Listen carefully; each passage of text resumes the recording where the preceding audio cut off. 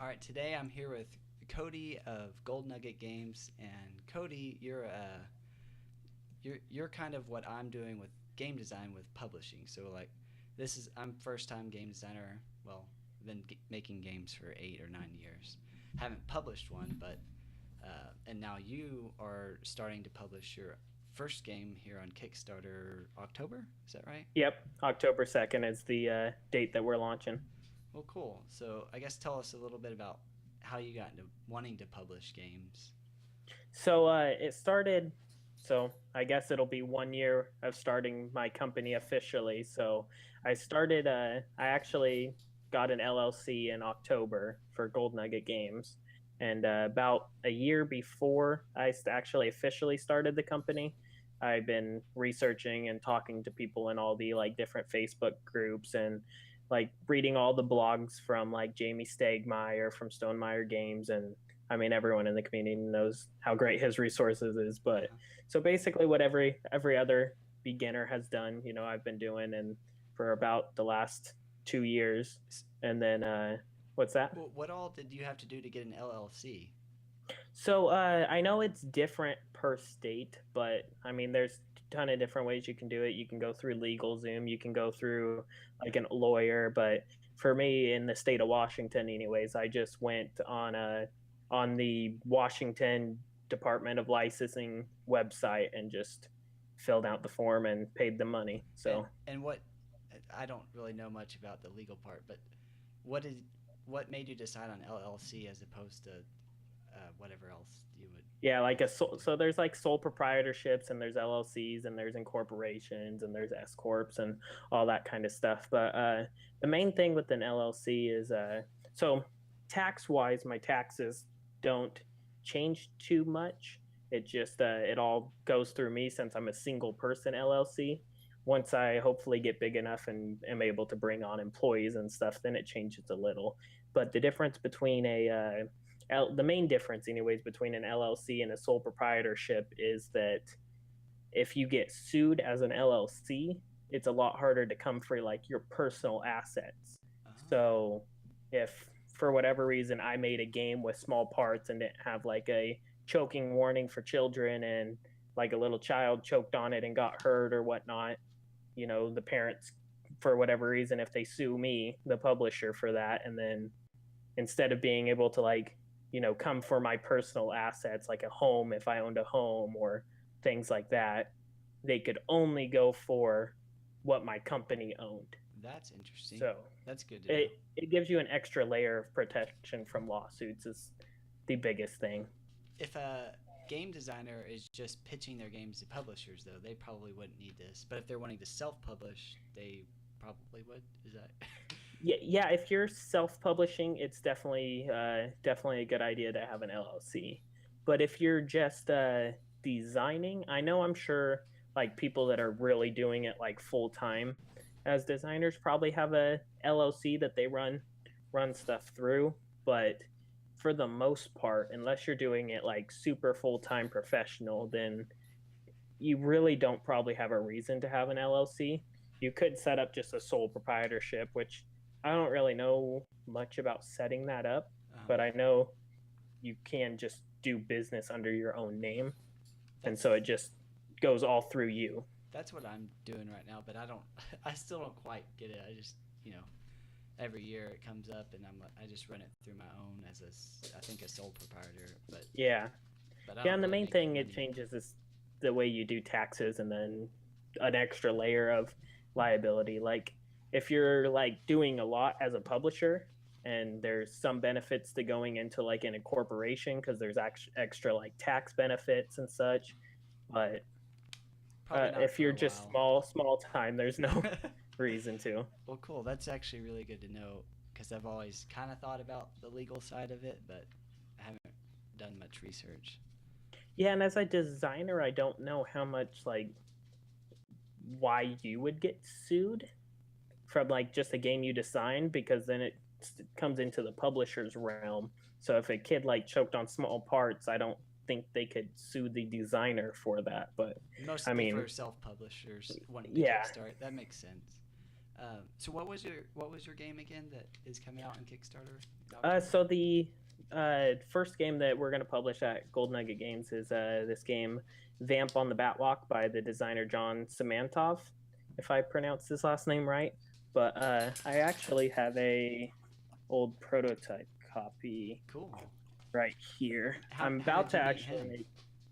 So I actually met him on Oh, how did I? Oh, so I have a game submission form on my website, and so he was one of the people that submitted games back in, Cool. maybe November after I started my Do you happen company. to know how he found your site? I think off the Facebook groups, because once I started my company and started like accepting submissions, I was in the Facebook groups, and if post links to my game submission page, and if any designers wanted to submit, I do a lot of social media outreach. That's how I've met 99.99%. Yeah, we met on Twitter, and that was so cool. So yeah. Oh, I forgot what I was gonna ask you. It was something about yeah, I can't remember now. Sorry. No problem. Someone asked me on Facebook, actually. I know where I was going.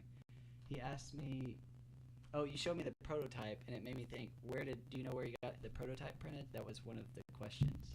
Oh, so this prototype in particular, he got printed from Print and Play Games. Cool. Which is they're obviously they're a small like print run prototype manufacturer, and similar to the Game Crafter is another good one. It's funny, those are the two I wrote back to him saying like those are the two popular ones, and I gave him a link to.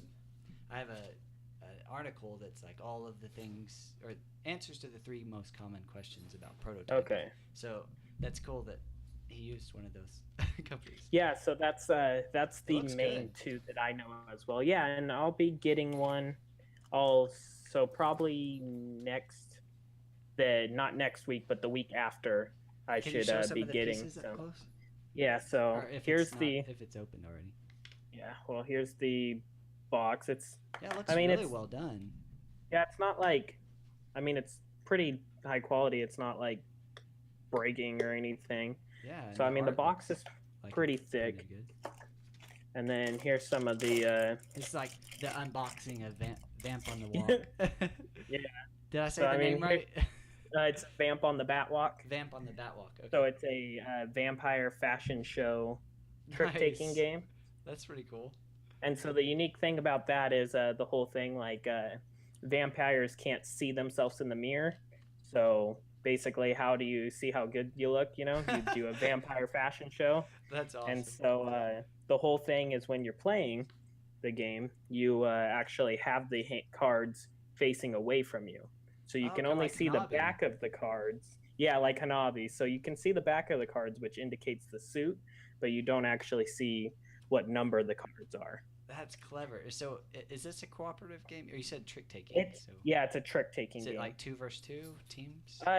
Right now, it's all versus all. We're still working on some tweaks to the rules, but yeah, one of the big things, like this art is good, but this was the art that it was actually submitted to me with, which is a rarer thing. Is I typically advise designers not to get any art done for the game whatsoever, because 99.99% of the time the publisher is going to strip the art and put their own brand or theme or whatever on it. You're answering some of the questions. This is perfect. Yeah, so it's not to ruin any of your future questions. No, but please ruin them all. It's cool, so just naturally going into it.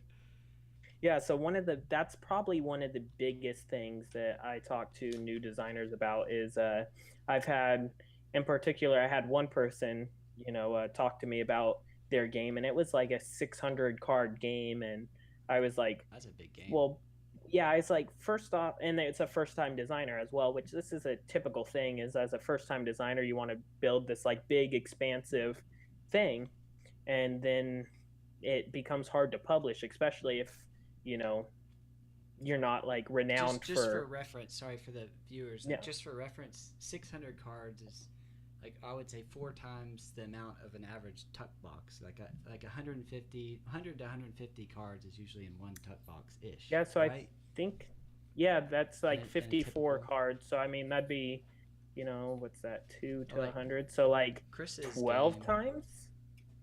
Chris's if I did game my right math here right. has about 100 cards.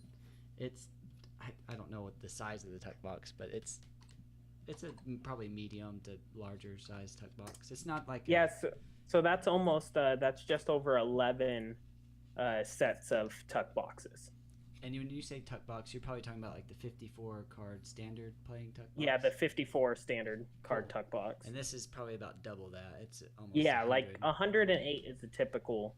Because the thing with when you're manufacturing cards, at least on mass scale, is they do like this thing called offset printing, where they print out a whole sheet and then they cut them.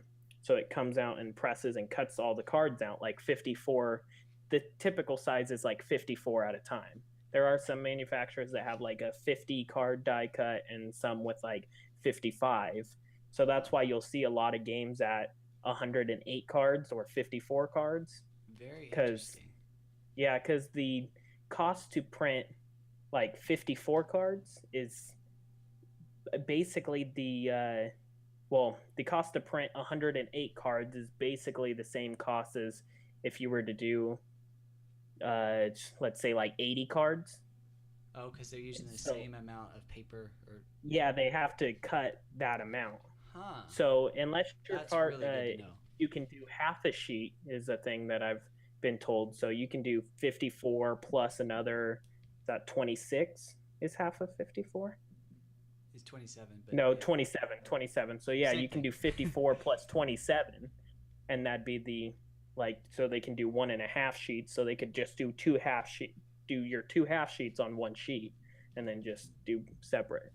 So awesome anything over 1.5 or lower than 1.5, is kind of a waste of money, which is why you see a lot of standard increments like that where they're doing 108 cards. You'll see a lot because that's 2 sheets. This is perfect. Like right now, I'm making a 2-player asymmetrical tower defense card game, and in it, my library of cards keeps getting bigger and bigger. I'm not at 600, but I'm at like 120, and I'm like, just kind of gauging it off of other games. I'm like, this is getting a little large. I don't know how many cards is too many, but that's perfect answer. Yeah.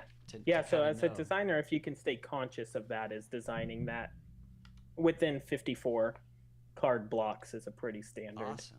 I'll keep that in mind and try to cut it down to 108. Yeah. So anything like if you have like 130, that looks a lot less attractive to a publisher than 108.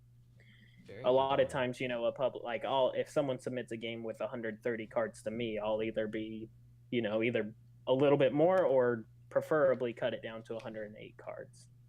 Thanks. So, but yeah, to really get back to the 600 card people, they submitted a game to me with 600 cards, and then I was like, oh, sure, I'll take a look at it. First I told them that seems like a lot, and how much could you cut it? And we talked through that, and they ended up being able to get down to like 450 cards, which is still quite a bit. Do you happen to know how many is in Dominion? Because that's a lot of cards. Yeah, I looked it don't. Up once, but I can't remember. But sorry. Yeah, I don't. Yeah, I don't know quite how much there is. But yeah, I think Dominion's like a $50 game though. Yeah, 40 or 50, somewhere in there. Mass produced, so yeah, I can't imagine. Yeah, so if you can do scale. a bigger print run, it brings the cost down a lot, which is why Kickstarter and they have stretch goals and such, is because if you get more backers, it allows you to do a next print run up, which brings the cost of everything down, so you can add more stuff to bring it to the same cost. How many games are you hoping, or let's talk about that. Like, what's your goal with the Kickstarter as far as number of backers, or number of games being printed and distributed through Kickstarter? So for if you're going to go mass production, the standard that most companies, there are some that for some card games, there are some companies that will go down to 500 copies, but for the most part, you have to do a minimum of 1,000. And then companies like Panda Games, their minimum's 1,500. Okay. So most manufacturers will be in the 1,000 copy mark for your minimum order quantity. So most Kickstarters base their funding goal off of that if they're doing it right, because that's your minimum that you can make. So they make a game that fits in that price point that can print 1,000 copies, and then that sets your based on how much that costs to make plus shipping and all that, and then needing to sell it to make money off of it. You make your goal off of that. Basically, you make the minimum amount you can without making any money, and hopefully not losing money because you miscalculated shipping. I've heard that problem a couple times. Yeah, and then that's what you typically set your goal as. Okay, so off of 1,000 copies. Do you mind giving us an example of like your Vamp on the Batwalk, like what you're projecting? And yeah, so this is a close one for me because I really want to do the Kickstarter price at $15. And this is a 54 card game, is that correct? This is 108. Oh, it's 108. Well, okay. It will be off of 108. I don't know if it's one of those things. I don't know if we'll use the full That 108. But that's your basis. Okay. Yeah, so that's my cost is 2 sheets of cards. Cool. And then so for that in particular, printing, I want to get the price to $15, except the only way that'd be possible is if I could kind of guarantee bigger than a minimum quantity run, because $15 is with shipping, which is the biggest cost in the game. So your biggest cost in making a game is shipping and then your box. Huh. So like I've got some quotes for Vamp that I can share with you that I'm about in the $3 range without shipping. And sorry, how many places have you quoted ish? So I've done a different one for a different game that's been delayed, but for Vamp I've done three or four different manufacturers. Okay. And then for the game before that I was going to bring to Kickstarter before this one, I did maybe 7 or 8. But then, so for this one, I've took the top 4 that I enjoyed getting quotes from to just go with them. And I might be set on a manufacturer, but we'll see. I'm still waiting for some quotes. But it's for 1,000 copies, it's right about $3 manufacturing cost. And that's for 108 cards a box and a rule book. And they also quote you on shipping, or is that a different? So I'm still waiting for the quote on shipping. But it's the same. The manufacturer ships it, or it's not a third party. Well, there's 2 different levels to shipping. So you have to get the game manufactured, and then the manufacturer either has to ship it to you to pack up and send out, or they need to ship it to different fulfillment companies for them to then ship out. So you have your manufacturing cost plus the shipping to get it to where you can then ship it to backers. So there's manufacturing cost, shipping, and then shipping again to actually get it to the manufacturers, which the shipping to the backers is the most expensive part, because when you're shipping from a factory, it's typically a big bulk, so you're getting a lower cost per copy. And how have you started pricing that out? I'm guessing you would go FedEx this size box being shipped to across the country. Yeah, so I'm still working on trying to find the best way to ship. If I'm only going to get 1,000 copies made, and that would probably be. So main Kickstarter goals is you hope for 300 backers. If you can hit your funding goal with 300 backers, that's a good place to be in. So if I get enough backers to do just the minimum print run of 1,000, I think I will most likely just have the game shipped to me, and then I'll individually ship them out, which is probably more expensive shipping wise, but it's definitely cheaper to go through a manufacturer when you have a large quantity of games, just because they get better bulk shipping rates. And so if let's say you do really well, you get 2,000, and you don't ship them, but they do the other option of going to fulfillment centers or distribution centers. have you started reaching out to them? How does that work? Yeah, so I'm in the process of that right now. Okay, But that's exciting. so that you can get a more accurate quote to like most main fulfillment companies can give you a list of, it costs this much to ship to this country, this much to ship to this country, or whatnot. And so these companies, the fulfillment centers, is that the same as distributors? Is that the same? So they can. So there are some distribution companies that also do fulfillment, but distribution is typically different than fulfillment. So fulfillment companies would just fulfill whatever orders you're wanting and charge you, but distribution would be like they choose whether they work with you. Is that? Yeah, so it's kind of hard to get into distribution as a first-time publisher, Okay. but Well, we don't have to talk about it well, too much. but I mean to actually get into distribution. I see. It's not hard to I thought you meant about like getting into talking about it. I was like, no. oh. So the thing with the distributor is a distributor buys. You sell a distributor typically for 40% of the MSRP. So if you had a $10 game, you'd sell it to I just want to use your game for an example, just to keep everything kind of relevant. So your MSRP would be like the $15 to $18. Yeah, it'll most likely be 20.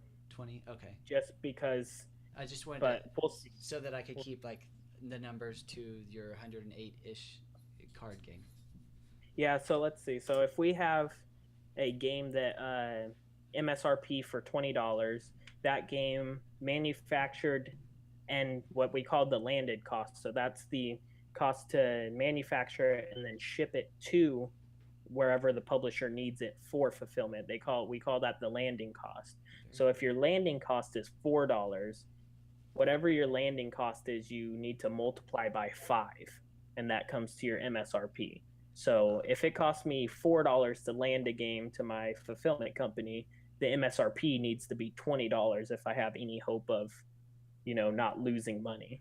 Very cool. And then also, for instance, I'll have that game for $4 is what it cost me to get to wherever it needs to be, and then I'd sell that to distribution for $8, and then distribution would then sell that to retail for $10, and then retail would sell that to the consumer for $20. Very cool. So in your example, you're telling the manufacturer to ship it to a distributor. Yeah. And so you're paying $4 to the manufacturer. The distributor's paying you $8, so you make $4. And then if you have the distributor pay for shipping, you'd get $4. Is that? But if you have to pay, so that's something that varies a lot. So it's. I mean, you could work a deal if, we're buying, 200 games, maybe you can be like, I'll pay for shipping, so it's really just something you have to work out. Very cool. Company to company who pays for shipping. But yeah, you have that $4 of profit to pay for shipping. Okay. These are helpful numbers. It's kind of helping me wrap my head around the whole process, because it is very confusing as a new designer. Like, whoa. Yeah, so that's a big hot topic. With I just ordered my copy of Mechs versus Minions by Riot Games. Yeah, they keep going out of print like that. It's crazy. Yeah, so I realized they just did a third print run, and I was like, I got to get this. So that game cost $75.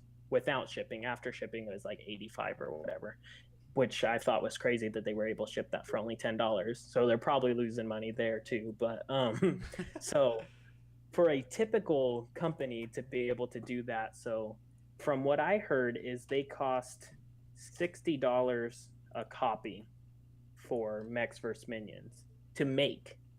So they're costing to make. So that means, like, if I was to sell Mechs vs. Minions, I would have to, if you're going to go to, and they can get away with that because they're not going through retail. But if they had Mechs vs. Minions and through the typical publisher, distribution, manufacturer, the whole model, that game would be a $300 game. Wow, crazy. So, because you said it would be 60 times 5. It's multiplied by 5. Right. Okay. The landed cost by 5, just So Yep. Okay. Yep, landed cost times 5 is what the typical model is. Yeah, But they're able to get away with that because they're selling direct to consumer.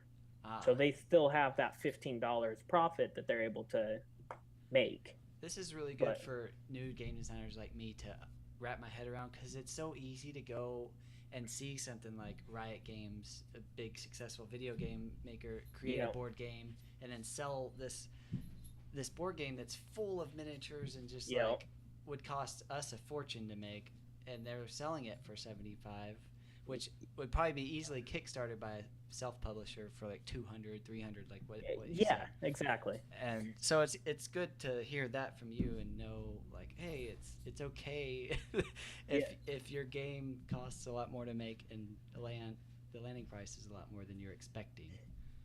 Yeah, so that's something that I know there was a little flare up in the board gaming community that where board gamers were like, are all these publishers ripping us off because they're charging us, $150, $200 for the same game?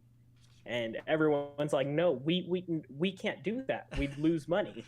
Yeah. But Riot Games, I think they had over $2 billion profit last year. So that's bigger than the whole board game hobby alone. So, I mean, they're not doing this to make money. I mean, they're not brand losing awareness money off of it, basically. but That's yeah, it was just something they wanted to do. Sorry, we're kind of jumping subjects, but I want to get to people's questions. It was really helpful learning about fulfillment and stuff. And I would like to talk about hopefully more. It's not too dry for the listeners. I know some people have lost their eyes over numbers. To me, that was like so fascinating, because that's where I am with my game. I'm like, how much is this going to cost to make? But yeah, the too long didn't read version of that is try to make a smaller game if you want to get published, especially as a first-time designer. Okay. Because unless you're an established designer and you have a track record of delivering awesome games, it's going to be a whole lot harder for a publisher to look at your 600 card game versus your 108 card game. Perfect. Good to know. All right, so you told us,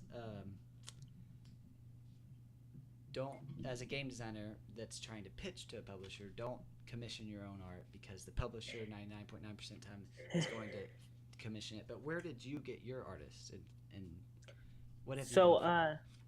So for instance, for Vamp on the Batwalk, this was one of the rare cases that the artist actually had this art done before it was submitted to me, and the art wasn't bad, but it wasn't what I was gonna put my company brand on. So I actually used the same artist for this game anyways. I used the same artist, but then we've done some renditions, and cool. So it's the same art but upgraded. I like and it. So that's the same for all of the cards have got a similar upgrade instead of just silhouette. It looks kind of Joker-ish. Liner. I like that. Yeah, so even though it was submitted with art, I still changed it. But it kind of, if I was to do it again, I'd prefer to just start from scratch from the beginning. And do you know how most publishers, do they just have an in-house artist or 2 or 3 or 4? Well, most publishers, I would say, don't. Most small publishers anyways. They just contract it out. I have other games that I'm working on that I have contracted art. So I've got a game by the name of Mine that is of my own design. So cool. Going back to the beginning of my my company, I figured I would design a game, and bring that all the way full circle to show designers, hey, I can actually make a product, so I'm trustworthy publisher.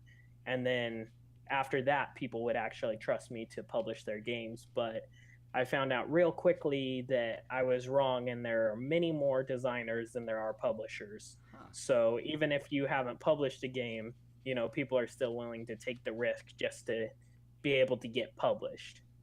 So, but long story short, I do have Mine that's still in process, but I have since taken a step back from that, and I'm actually having hopefully one of the local designers here in Seattle redesign that for me, because the gameplay wasn't the greatest, and I probably got.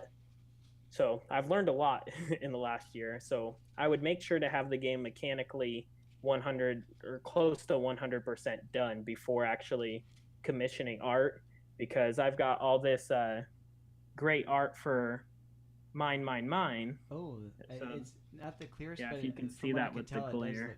Yeah, I So like that's the a art miner, style. and then like we've got rubies and And silver. where did you find this artist? So this artist I actually found on and then here's the logo if you can see that. Oh yeah, I like the So dynamite as the eyes. yeah. So this artist I actually got off. This game was designed for the Game Crafter Hookbox Challenge. Oh nice. Back in like October, November ish last year, and then so it was an 18 card Hookbox challenge, and so I was gonna make a game, just a tic-tac-toe explode game. So it was gonna be real simple, and because I wanted to just make something fully, just so I could go through all the process. And then I put out an ad on Board Game Geek in their artist section, and looking for artists, and got a bunch of replies. And it was at that time it was basically just for like fancy looking X and O's and like a bomb.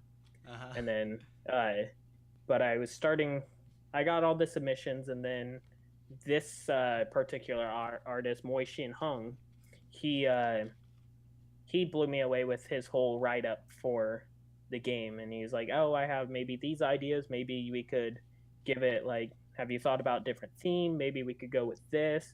And then he suggested the mining theme, because that, like, mining and dynamite, I didn't show you the dynamite, but so there's mining and dynamite, and all because it's explosive. Yeah.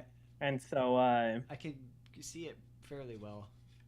Yeah, I can see this the isn't the dynamite greatest stick, with the looks light, good. but yeah, but it looks like a great art style, and that's so cool that he was able to offer all that insight on the theme too as an artist, because that's not typical if you're just getting an artist outside of the industry, I've found.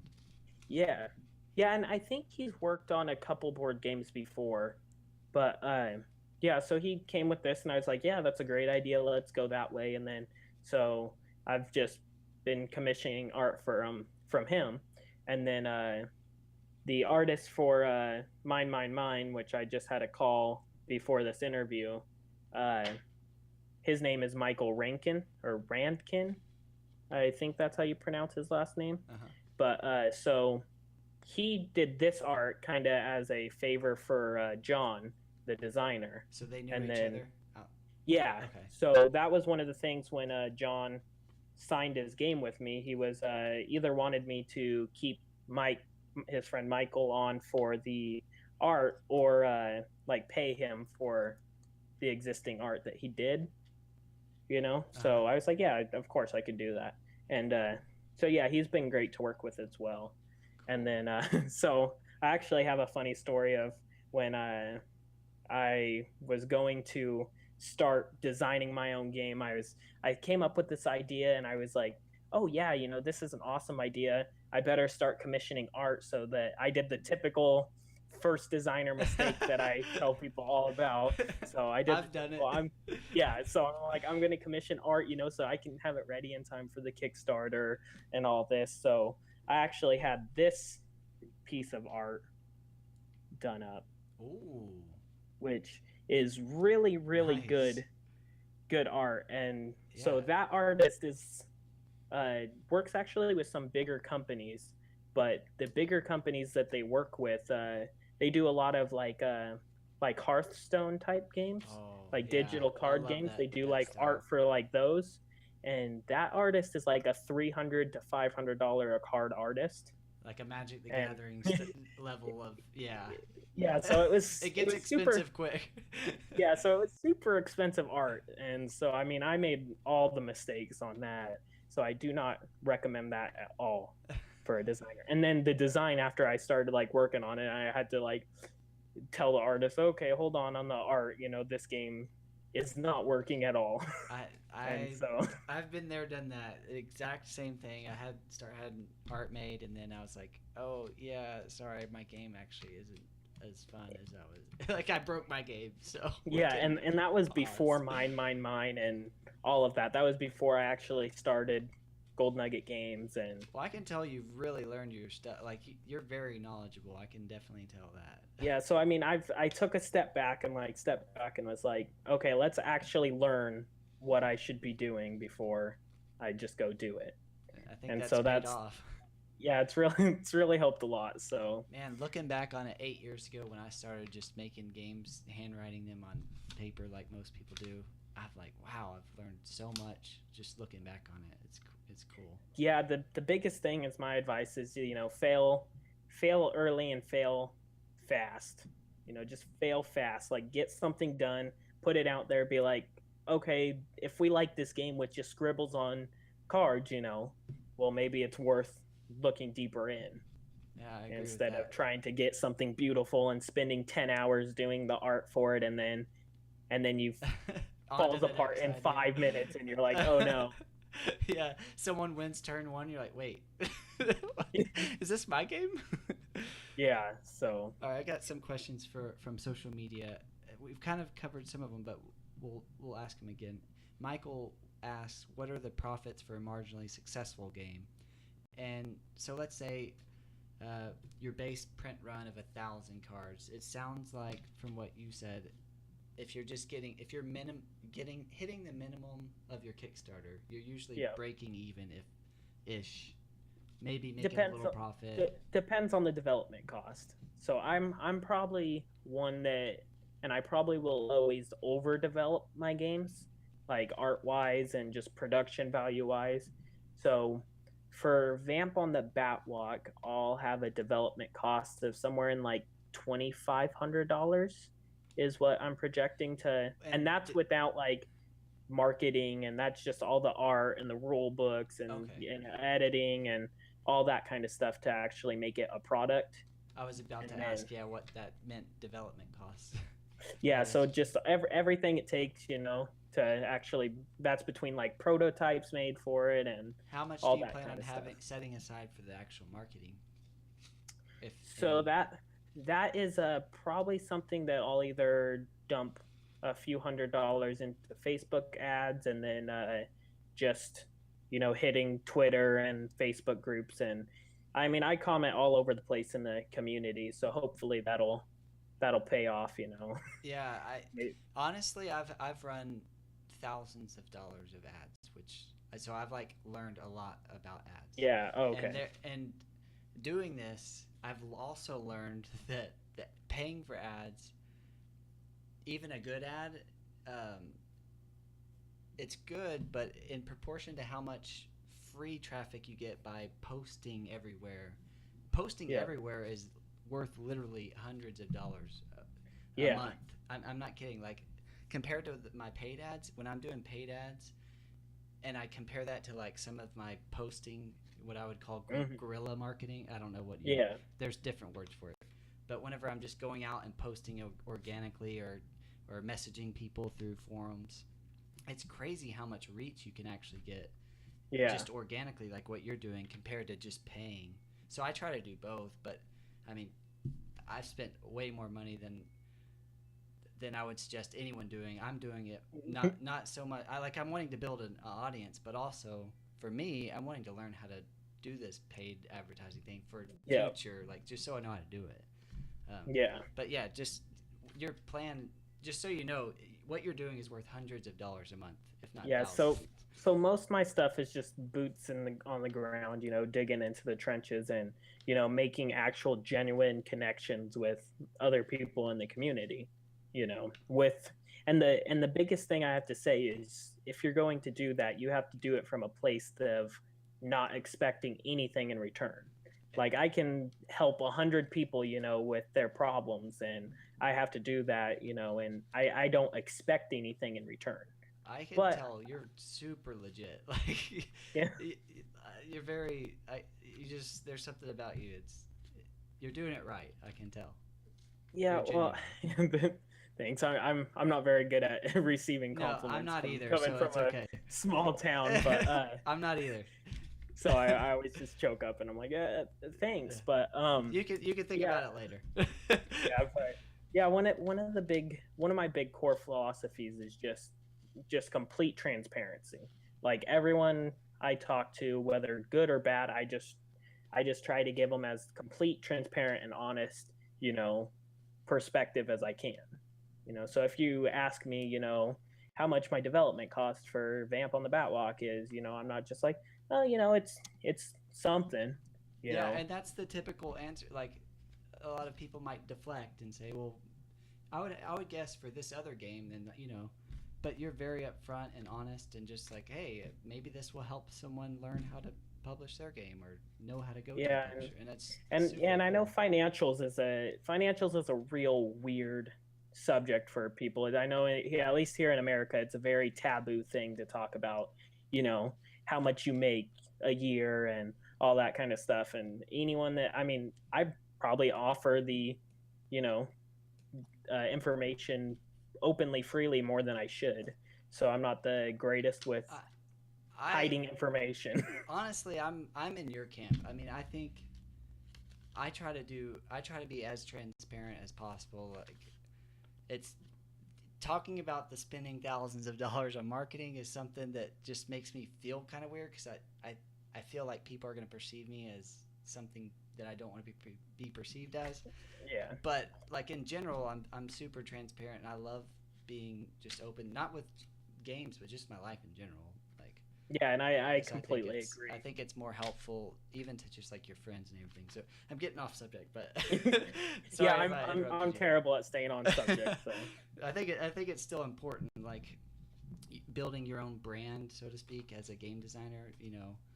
How are you in it? I've seen a lot of people. This is one I see a lot. Is people, they'll friend me or they'll talk to me, and then all I see is them posting about their game. That's it, like over and over, and I'm like, I don't even see them comment or anything to anybody else. It's just their post, their game, and like, I don't know. But yeah, I guess for instance, I just 2 days ago maybe I just posted the new logo rendition for Vamp on the Batwalk in the board game group on Facebook, and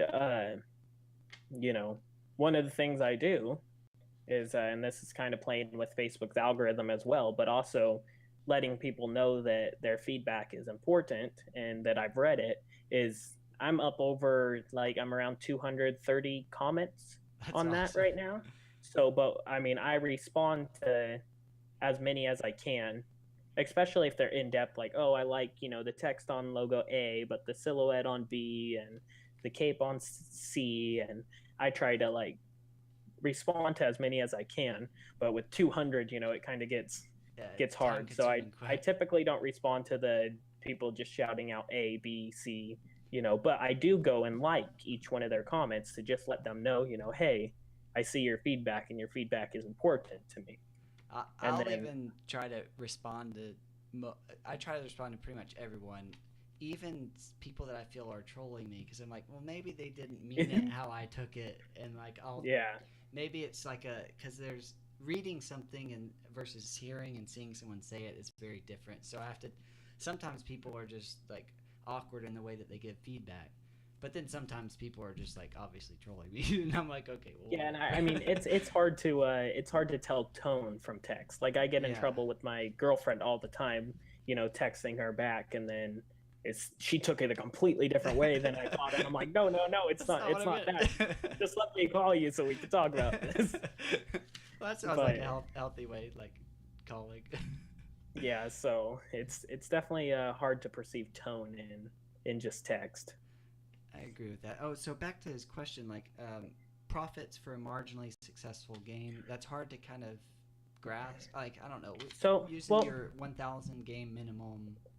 Well, the basic thing, if you're doing 1,000 copy print run, and it really depends on how much you develop the game for. So if you spent $500 to make your game and it's 1,000 print run and like a $15 game, you could break even and potentially make profit on that. But if you're spending like the $2,500, so here let's run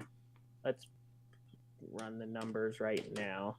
If I ran a 1,000 copy run of Vamp on the Batwalk, and it cost me, let's say, $4 to produce and get, like, the landed cost is $4. This was for and how many? so, Sorry, 2,500. So for 1,000, for 1,000, the minimum print run. Okay, I'm on. So if I did that and then did the minimum print run, I would need to do 625 copies to break even, roughly, depending on well, that's a lot depending on shipping. With Kickstarter, that wouldn't be true.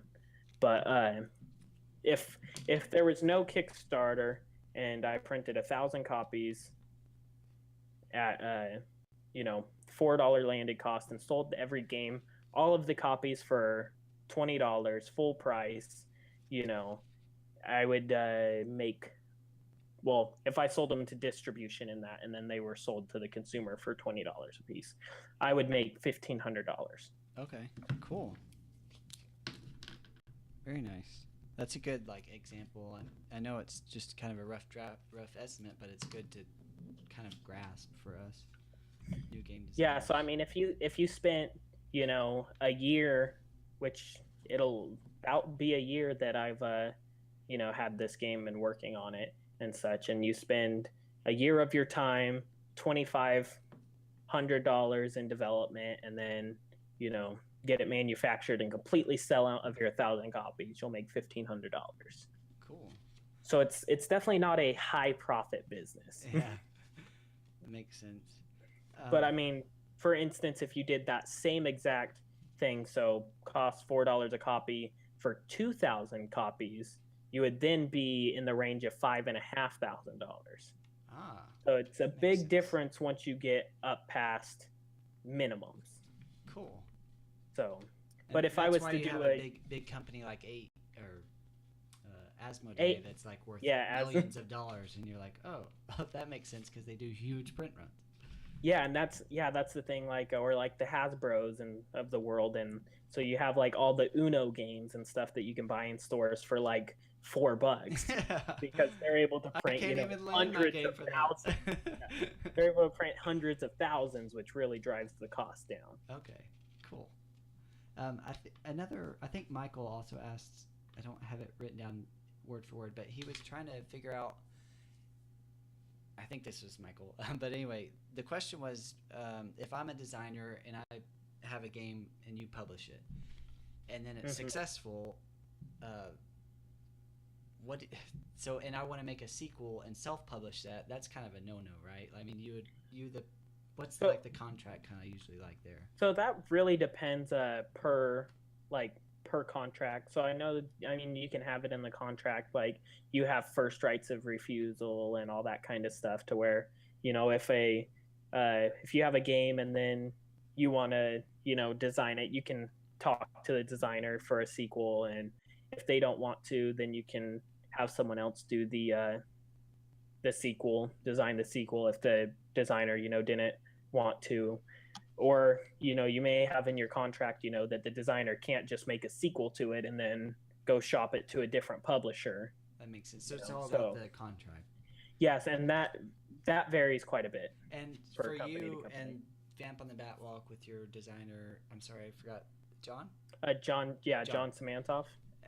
So have you already done the contract, I assume? Or Yeah, so that's been signed, and that was signed back in December, I think. How do you just have kind of a blanket when you go off of and edit per game, or what's your plan? Yeah, so I got my contract from a different publisher that I look up to in the industry, and then modified it from what he had, and then made it fit a little more to what my needs were. Is that public knowledge? Just curious. The contract itself, or the template from the publisher you were talking about? Not really. Oh, okay. Well, I don't think that's something.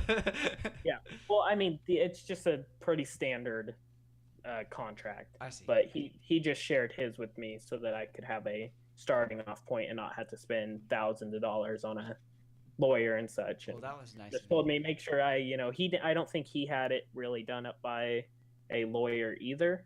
I think he got it from a different publisher, and so it's been passed down. So that's okay. I was just trying to figure out like if there was a good source to send people to, but it sounds like it's kind of contracts are a pretty funny thing, and they really vary, from publisher to publisher. But I know mine has a pretty standard. I like to do so if I do it on Kickstarter, I work out a percentage of the Kickstarter that I'll actually give the designer, kind of as like a bonus, and then I have a percentage for and this is something that even varies per contract as well. Is some contracts will have you get a certain percentage of the net profit per copy sold, where mine is you get a percent of the revenue. So it's what I sell the game for. So if I sell it to a distributor for $8, you get X percent from that. And then if I sell it directly to consumer for $20, if you're selling it for $8 and you get an X percentage of that, the $8 is your revenue. Just so I'm following. Yeah, that's my revenue. Versus... So my profit would be the $8 minus the $4 that I actually had it manufactured for. Okay. So that's a big difference. I mean, you could be getting X percent of $4 or X percent of $8. So I think mine's I have a pretty generous contract, I would think, especially for a first publisher and not a lot of resources. So I have the Kickstarter percentage of sales, and then I have like a percentage, of per, any sequels that, for instance, that the designer didn't design. Oh, if like I'm like, hey, we want to do a sequel for this game, and they're like, no, I'm not interested, so I have a different designer do it, they would still get a percentage in my contract anyways. I don't know if that's industry standard, but it seems fair to me. That's cool. And then I also have certain percentage of like if I sub-license the game to someone in like Germany to make a German edition of the game, they would, I'd get a percentage from the German publisher, and then the designer would get a percentage of what I was given from the German publisher. That's very cool. I never knew how all of that worked. Yeah, and I mean that can be completely different than some other companies, but that's the way my contract is. Cool. So the long story short is it's in the contract, or like just make sure you understand what the contract you're everything's in the contract. That's a good answer though. And then make sure if you get a contract as a designer and you go through it, and feel free. Well, depends. Some big publishers probably have really standard, like this is how we do it, and if you don't want to do it that way, then find a different publisher. But I know smaller publishers are typically more flexible. So like for Vamp on the Batwalk, there was other negotiation that went on and changed a couple things just slightly. And cool. But so I mean, it is flexible depending on the publisher. Good to know. All right, Graham, this is a new question. Okay. Graham asks, this is a very popular question in our field, as I'm sure you know. How do you go about copywriting and patenting a board game that you're working on as an individual? You don't. Yeah, and you can go ahead and expand. I responded and gave my thoughts, but I told him I'd ask just so you could give your thoughts too, or maybe your research on that answer. Yeah, short answer is don't. And so for a few different reasons, like art done for a game is already under copyright just because you made it. And I mean, I don't know the legalities behind that, but I know when you make something. Neither of us are lawyers, but just as a disclaimer. So I mean, art, from what I've understand, is already copyrighted once you've made it. And so if someone tries to steal that, that's not okay. Game mechanics, 99.99% of the time, can't be patented. So unless you have something really revolutionary and you can somehow squeeze a patent out of that, and even then I don't even think it's that big of a benefit especially for the cost. And then so I would I would just not really worry about copyright at all, especially if you're just a designer. And so let's say you have Vamp on the Batwalk as your title, your game title, and then you're like, I'm going to copyright this so no one else can steal it. And then someone submits it to me and I want to call it, I want to completely retheme it and make it Pirates of the Cove. That's a really good example. You just spent all that money on a copyright and I'm not even going to use that. So interesting. So, and it's a pretty common thing to rename games or retheme them or any of that. So, especially as a designer, it's 100% advisable not to get anything copyrighted or patented and if you do, and let's say you're a first-time designer and then, you go get a game published through a publisher and then everything that you would get in royalties, unless it's a super smash hit, is probably just ate up and you probably lost money from getting it copyrighted and patented. Makes sense. So, I mean, the benefits for it versus what little bit that it could give you is not good at all. Yeah, that's kind of my research. The big part of my research has said, like, once you publish your, like, the art, once you take a picture and post it on social media or whatever, like, show how to play video of your game, that basically copyrights it because you're the first one to release that into the wild. And I would expand on that if you really want to like copyright your stuff, I would for instance for Vamp on the Batwalk, I would be really active in all the groups, all the places that board gamers are, and really like engage and ask questions, to help on your game Vamp on the Batwalk. And then everyone in the community associates that game with you. So if someone else like, hey, this is my game, Vamp on the Batwalk, everyone's going to be like, well, there's a guy that's already making that game, and then you kind of just get brushed aside. That's kind of how I'm taking it with my game. I mean, I'm documenting my process of making my game from start to finish, and I'm at like update 35 or 6 or something. Yeah. And for one, it's kind of interesting for people to follow along. Number 2, it kind of copyrights my game as we're talking about. And number 3, I just think in 5 years, if my game ends up being really fun and people are playing it, it'd be so cool to look back on my process. So yeah, those are the 3. And I think that's a real good way to go about it. Cool. All right, we have we have one more from social media, or one more person has 2 questions. So Zach asks, how complete should my prototype be before pitching it to a publisher? Obviously, you said pretty much don't commission the art, but yeah. So this could vary per publisher, but for the short answer, as complete as you can, and to expand upon that, and that means like mechanically, make sure there's no like nothing's broken with your game. So like everything works. Maybe it needs a couple tweaks, maybe a little bit balancing, but it's not like broken. Like if you do this one thing, the whole game falls apart. Make sure that your game is as complete mechanically as you can. And then I would also say I have a couple little notes, on my game submission page on my website of, what should you submit. And like in one of those things, a big one is make sure it's like playable, like graphic design wise. You don't have to go pay for graphic design, but like make sure is a huge thing that people use. Or the Noun Project or anything like that, or just make sure that you can have the card in your hand and sit there and look at it and be like, oh, okay, this is what this card does. That can just be text on it. Make sure it's not like super fancy font that you can't read, just by looking at it, and make sure that everything's just legible in this so you can just play. Because I guarantee you, if a publisher sits down to play your game and then they're like, they have to spend 20 minutes, deciphering through your rules, and then, oh, I don't know what this card does, everything's inconsistent, then they're just going to be like, whatever, I'm just going to play these other 100 prototypes that have been submitted to me. That makes sense.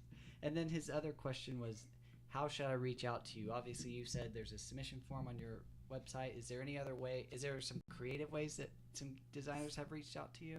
Or So I get probably about half of my, well, I guess probably about 75% of my submissions start at like Facebook or Twitter, like me talking and being in the community. And if you're talking and being in the community a lot, you're going to stumble upon other designers that, that you're talking to. And then they're like, oh, I have a game. And oh, sure, go ahead and submit it. And you can go to, my website here. So you end up just linking it to them in the end? Yeah. Okay, so for the most part, I link that to them.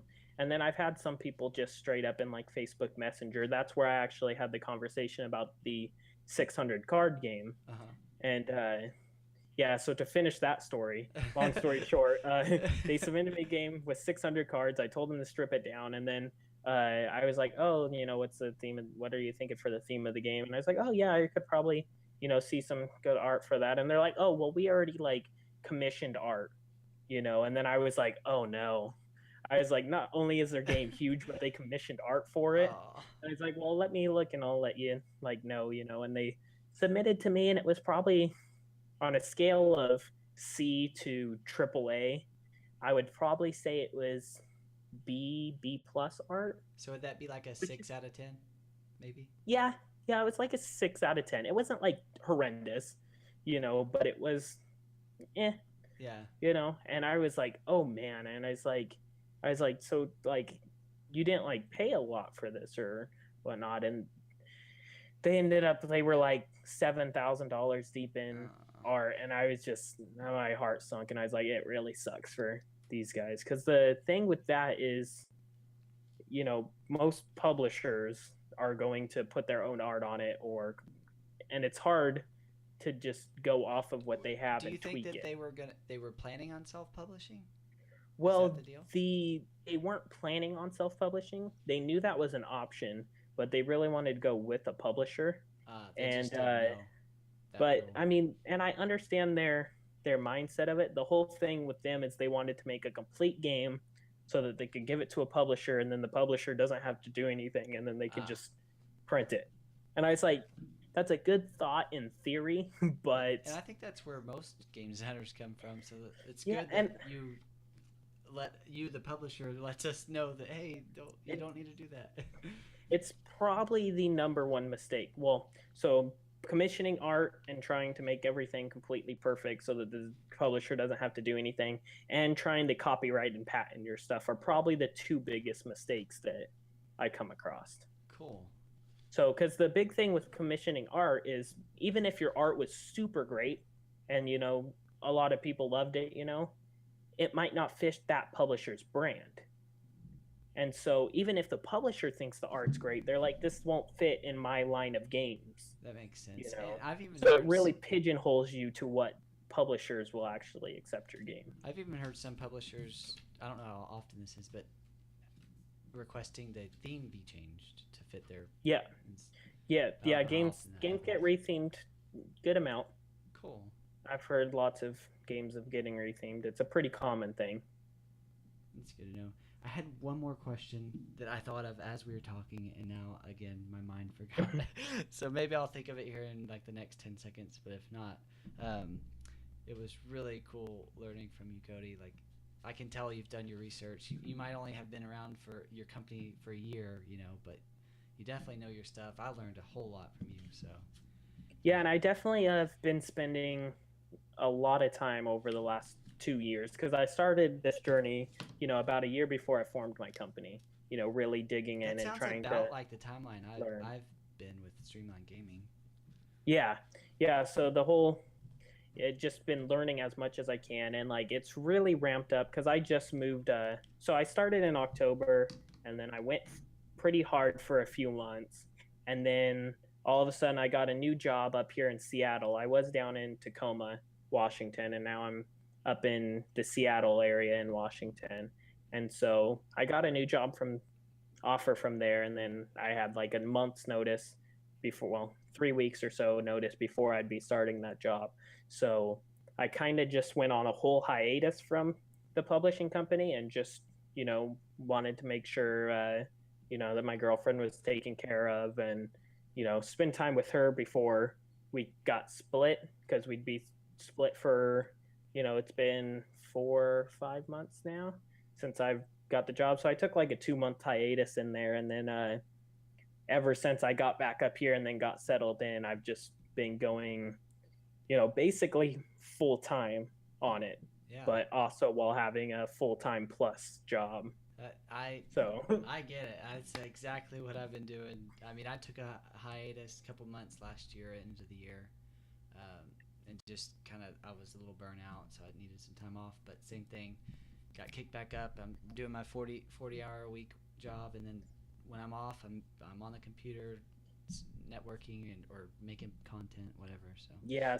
Sorry, I remembered my. Oh, were you done? Oh, I was just gonna say my schedule, like Monday through Thursday, I'm typically 16 to 18 hours between my full-time job and publishing. So I go to bed 12 to 2 o'clock in the morning, and then wake up at 6 to get ready for my job. And then as soon as I get home from my job, I am, maybe like eating and then working. Yeah. So I mean, you can't work that much if you don't. Yeah, so that's how I am. I'm like, when I don't.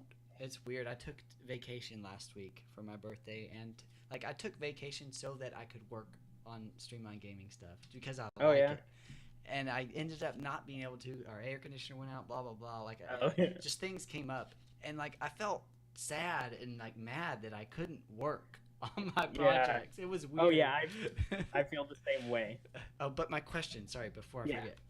Sell sheets, when game designers are pitching to you, or when they fill out your contact form, do they have to submit a sell sheet with that? What's your take on that? It's not a requirement. So I have a lot of like just kind of yes or no type questions, and then it starts going into more in-depthness of the game, like the theme, like what is your game, and then there is stuff, for like additional information for like sell sheets or like links to your YouTube video of like playing through it. And I do have to say I'm more likely to look at your game if you have like and it doesn't have to be high quality video, but just a video of being like, hey, here's going over my game, Perfect. And then sell sheets are a good thing as well, to be able to just look at and instantly be like, okay, maybe I'll look at this more, or whatnot. If I see a sell sheet and it's like 600 cards, and it's like, okay, maybe I'll be a little wary. Maybe I'll still contact you. But I like your comment about the how to play video. That's really cool. I don't think a lot of game designers do that before they pitch, but that makes total sense that you would. Yeah, and that's one I try to look through every submission that I get, which I'm getting a lot more as the time goes on. But it's one of those things of So I get a game submission, and it comes to my email, and then I take all that information from the survey on my email, and then I put that into Google Docs, and then I'll put that in a folder, of I need to look at these, and then I have like, not interested, signed folders to put them in, but I'll typically put them in that list, and then, you get to them when you get to them. But if you have a video in your links, I'm much more likely to just click in there, before actually looking in depth and seeing your game. So the important part, really kind of brings you to the front. Right. The important part, game designers, is to stand out. These publishers, there's not as many publishers as there are game designers, and you need to stand out. How to play video at a game is one way to do that. Yeah, it's definitely a big one. Cool. Well, I've been making games 8-9 years, or trying to publish one for 8 or 9 years. Been making them since I was 5 or 6, for fun. I always wanted to self-publish, but I've always kind of thought about pitching to a publisher, and I haven't ever really wanted to do that more than now, because you seem so knowledgeable. Again, I'm like throwing compliments at you, so sorry, but but like you've taught me a lot, and just your character in general. I've known you for like 6 days, 7 days, I don't know, not many days, and I can just tell you're the type of person that I would want to hand over my game to, which is hard for me. It's like, as most game designers, it's like my baby. And I don't want to just give it to a random person, but someone like you, like, sure, yeah, let's work together. So if I ever get to that point, maybe I'll be submitting a game to you. which Yeah, would be well, cool. that really means a lot, because that's one of the things is that is one of my on my version 2.0 of my game submission sheet. I actually have a question on there of, are you an asshole? Because I have a no asshole policy. That's a good policy. So It's um, funny that you say that. I have this same kind of. I've thought about putting that on my forums. I don't really have forums, but I've thought yeah, about like if I was when it came up in my mind was when I was gonna have people playtest my game, and I don't really know how that process goes. So my question, yeah, like I thought I could make 10, 20 questions, but I thought I would probably just have a question that was, "Are you a nice person?" Like and that's yeah, it, which is pretty much the same question, but it's yeah. funny that. So yeah, but thanks for coming on and teaching us all this stuff. Yeah, I would have to say, as closing thoughts to any designers that are on the fence of self-publishing and publishing, I think, if you're starting this design slash publishing journey in the industry, I would really take a look at yourself and think like, what makes you happy. If you like are really happy to like design and all that, I would really just focus on designing, and then, because if you get into it and you want to know the difference between the 100 different types of shipping options that you can do, and what you're liable and what the manufacturer's liable, and talking to manufacturers and having language barriers and time barriers. So if you don't want to stay up till 2 in the morning to like email back and forth with your manufacturer because they're in China and that's when they're able to email you, and dealing with all these nuances of, oh, how much do I have to actually make the game for, to sell it for, to actually not lose money, how much does it cost to ship, because there's a lot that goes into it. So if you're not, it's if you're self-publishing, you're starting a business. So if you don't want to start a business and you just really enjoy designing and meeting people and letting them play your games, I would 100% recommend just sticking to designing and And letting sticking out someone. in the inbox of a publisher. How to Yes, play video. that's my honest advice. That's great advice, and I will remember that because that yeah, I'm getting to that Yeah, point. I'm like, which way do I want to go? I love designing. Do I want to learn that? But that's yeah, perfect. especially because like we referenced, Vamp on the Batwalk will be on Kickstarter October 2nd. So I have it tracked down, what I need to do to actually hit that deadline. And so that's not something that I can just be like, I don't want to work on it today. I need to put in 8 hours No, of no work on more it today. moving. No more moving for now. Yeah, yeah, that's a big one. Whereas a designer, you can just be like, oh yeah, I'll just work on it when I want to work on it, because you're not on anyone's deadline. That makes perfect sense. So great reasons to pitch to a publisher for all those game designers out there like me making your first or even second, third game.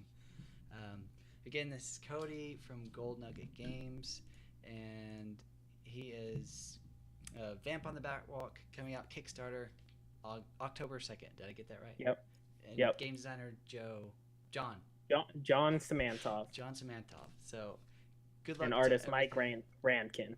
Artist Mike Rankin. So sounds like you'll have a good first game coming up. Yeah, I sure hope so. Well, cool. Thanks for everything, and I actually look forward to talking to you again at some point. I hope we can Yeah, make I that would. happen. I definitely enjoyed this. I'd definitely do this again. Awesome. Well, thanks, Cody. Yeah, you too. It's nice talking to you, Calvin. Bye. Bye.